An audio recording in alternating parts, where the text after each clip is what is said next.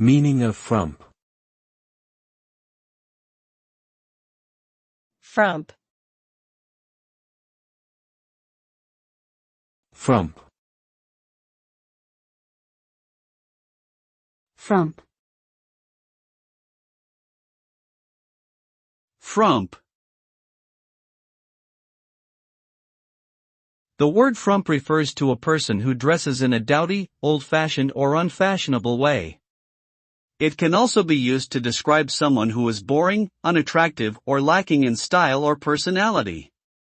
The term is often used in a derogatory way and can be considered rude or insulting.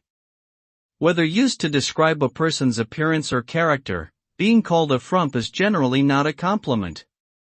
Therefore, it is important to be mindful of the impact our words can have on others and to choose them carefully.